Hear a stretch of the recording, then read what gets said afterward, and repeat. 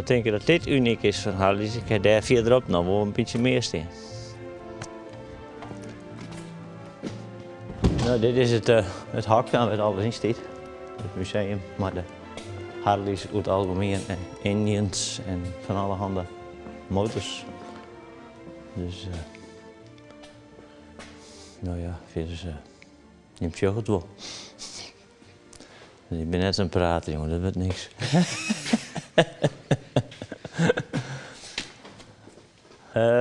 Nou ja, ik heb eigenlijk mijn hele leven haast geleerd. En altijd, ja, maar oude Harleys omknoeien en oude motors omknoeien.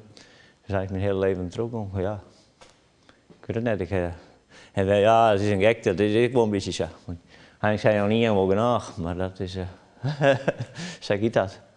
Dus, ja, dit is een beetje het mooiste, want de meesten was vroeger restaureren meesten alles altijd. Maar Sint-Wurg was het eigenlijk, hoe origineler in de verf, hoe mooier dat meesten het vinden. Eigenlijk, tenminste, dat is de nieuwe trend wat, die kant uit. Dus, en net meer, nou ja, alles gromen en mooi maatje. Maar gewoon dat ze uit de fabriek komen en een slieterij erop, dat is het mooiste eigenlijk.